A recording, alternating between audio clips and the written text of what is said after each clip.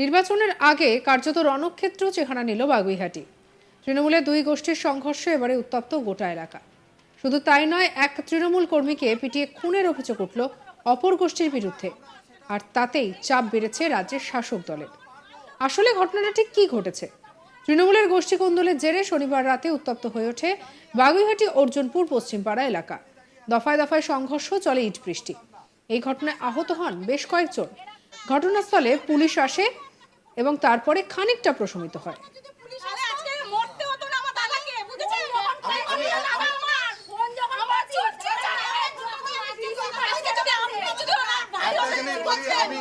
আমি নিজে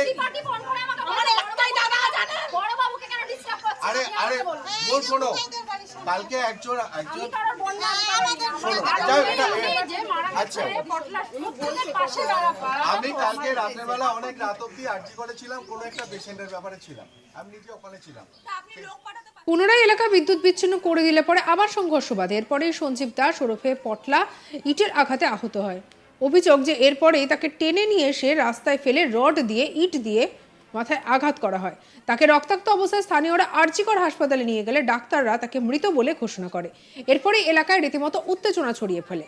ঘটনাস্থলে আসে বাগুইহাটি থানার বিশাল পুলিশ বাহিনী। পুলিশকে ঘিরে বিক্ষোভ দেখায় স্থানীয়রা। পরবর্তী সময় পরিস্থিতি আরও জটিল হলে র্যাফ নামাতে বাধ্য হয়। আর এদিকে এরপরেই পুলিশি আশ্বাসে উত্তেজনা প্রশমিত হয়। ঘটনাস্থলে পুলিশ পিকেট বসানো হয়।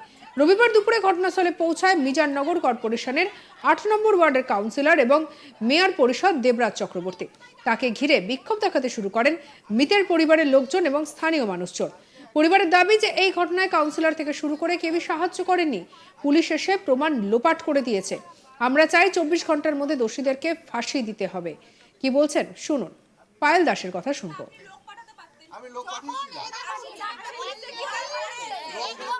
রাত ২:৩০টার সময় আমার বাবা ঘরে ঘুমায়, আমরা সবাই খেয়ে দিয়ে ঘরে ঘুমাচ্ছিলাম। হঠাৎ করে কিছুদিন এসে আমার জেঠির ছেলে বা যারা পার্টি করে এখানে তাদের ঘর থেকে বের করে তাদেরও মারে, তার মাদেরকেও গায়ে হাত দেয়। তো তারা গিয়ে আমার বাবাকে ডাকে যে দেখুন আমার বাবা মাকে ধরে মারছে, মেয়ে ছেলেদের গায়ে হাত দিচ্ছে, একটু কাকু তাড়াতাড়ি আসুক। তো আমার বাবা সেই মুহূর্তে তাড়াতাড়ি যেই অবস্থা থাকে দৌড়ে চলে আসে। আমি আর আমার মা পেছন পেছন দৌড়ে সেইভাবে চলে আসি। হঠাৎ করে কিছু ছেলে, এখানে ২০টার মতো ছেলে এসে এখান দিয়ে এই যে দেখুন নিচে সব পড়ে আছে, ইট ফিট ছুটতে ছুটতে অত দূর অব্দি গেছে। আমরা যেহেতু পেছনে মহিলারা আসছিলাম তাই দৌড়ে দৌড়ে ওরা সেটা থেকে পালিয়ে যায়। তখনই এমন ভাবে আদলা ইট ছড়ে যে আমার বাবার এখানে হাত ফুটো হয়ে যায়, পা দিয়ে গল গল করে রক্ত বেরোতে শুরু করে। তখনই বলেছিলাম মেডিকেল করাতে, করায়নি। তখন আমি থানার বড়বাবুকে ফোন করেছিলাম, ৩বার ফোন করার পর ধরেছিলেন উনি, ধরে বলেন ঠিক আছে আমি লোক পাঠাচ্ছি। কিন্তু ৪ জন মাত্র এসেছিল, তার মধ্যে ৩টে সিভিল পুলিশ ছিল। আমি চিনি এই বাড়িতে একজন থাকে সিভিল পুলিশ উনি কাজ করে। একজন মাত্র পিসি পার্টি এসে কিছু করেনি, এসে শুধু আমার বাবাকে উল্টা বুঝিয়েছে তুমি কোনো ঝামেলা করো না দাদা, সামনে ভোট, তুমি ঘরে চলে যাও, আমরা দেখছি। তারা কিছু দেখার দেখেনি, এসে আমার উল্টো আমার বাবাকে বুঝিয়ে ঘরে চলে যেতে বলে তারা চুপচাপ চলে গেছে। আমি এটা বলেছি যে স্যার দয়া করে আপনারা কিছুক্ষণ এখানে থাকুন, এখানে ওরা আবার আসতে পারে, আর আসবে আমি কনফার্ম। ওরা মুখের ওপর এটা বলেছে আপনাদের ঘর পাহারা দেওয়ার জন্য কি আমরা সারাদিন এখানে বসে থাকবো বলে তারা থানায় চলে গেছে। তারপরে যখন হঠাৎ করে এটাতে সুপর্ণা ঘোষ জড়িত, আমি কনফার্ম বলছি, যিনি আমার ৮ নম্বর ওয়ার্ডের কাউন্সিলর দেবরাজ চক্রবর্তী জড়িত। কেননা আমরা রাত ২:৩০টা থেকে ওনাকে ফোন করে গেছি, তার আগেও ফোন করেছি, উনি কল ধরেন, রিসিভ করেননি।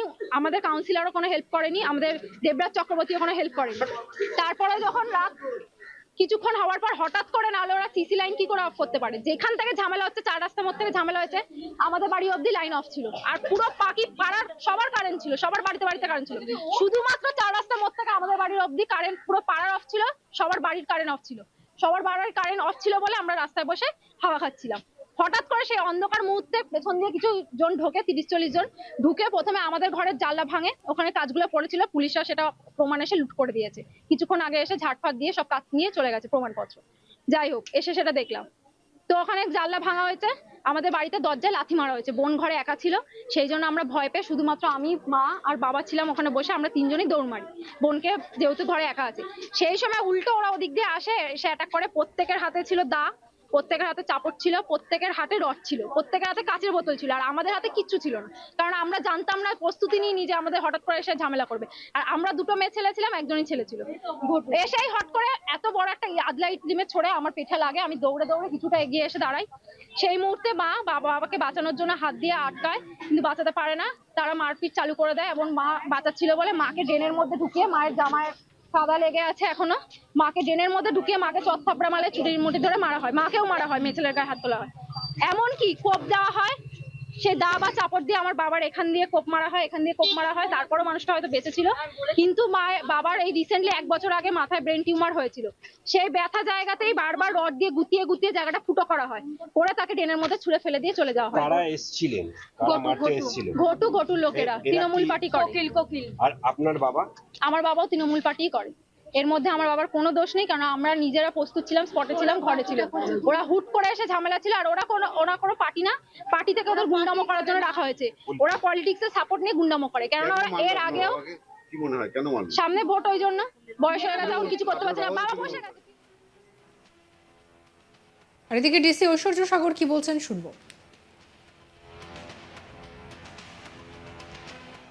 কালকে নাইট 1:30টার সময় বাগুয়াটি থানাতে একটা কমপ্লেন পেলাম। আর্জুনপুর পশ্চিমপাড়া ওইদিকে একটা ঝামেলা চলছে, টু গ্রুপস এর মধ্যে একটা ঝামেলা চলছে। তখন ঠিক টাইম থানার পার্টি ওখানে ইন্টারভেনশন করেছিল। তো পুলিশ ইন্টারভেনশন পরে ওখানে যে ইনজার্ড ছিল ওনাকে হসপিটাল শিফট করানো হয়েছে। ওখানে হি ওয়াজ ব্রড ডেড। তো এই ঘটনা হয়েছে। তো जो ব্রড ডেড আছে like he is actually history sheeter আছে থানার। কেন ওনার এগেনস্টের অলমোস্ট 11টা কেসেস আছে এখানে, including arms act and NDPS cases আছে। তো এখন উনি ব্রড ডেড। তো এর মধ্যে লাইক দিস ইজ এটা কনফ্লিক্ট আছে দু গ্রুপস এর মধ্যে related to personal issues, like উনি নিজেরা ঝামেলা করছে, like no political issue, nothing related to political party. ये যখন এই ঝামেলার নিউজ এখানে পৌঁছে গেছে, ওই ঠিক টাইম পুলিশ ইন্টারভেনশন এটা শুধু থানার পিসি পার্টি আর অফিসার্স ওখানে ছিল, ইন্টারভেনশন করেছিল। তারপরে যখন এই নেক্সট টাইম এই যে নিউজটা পেলাম, ইমিডিয়েটলি লাইক পুলিশ পার্টি ওখানেই ছিল, তারপরে রাউন্ডস করে দিয়েছে। তার মধ্যে যখন এই ঘটনাটা হয়েছে ঠিক টাইম ইন্টারভেনশন হয়ে গেছে, তার মধ্যে ইনারা ইনজার্ড হয়ে গেছে। তো উনি অলরেডি লাইক হেলথের ইস্যুস আছে, তারপরে এই ইস্যুর পরে ওনার like he was critically injured, তারপরে he was brought to hospital and brought dead. এটা পুরোটা মিথ্যে কথা।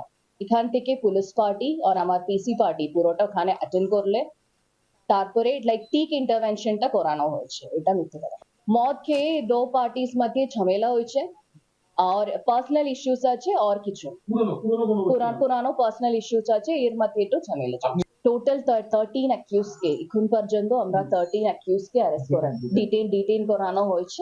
তো কেস উইল বি রেজিস্টার্ড। তো কেসটা আমরা 302 তে স্টার্ট করছি। সঙ্গে রাখুন আজ তাক বাংলাকে সাবস্ক্রাইব করে নিন।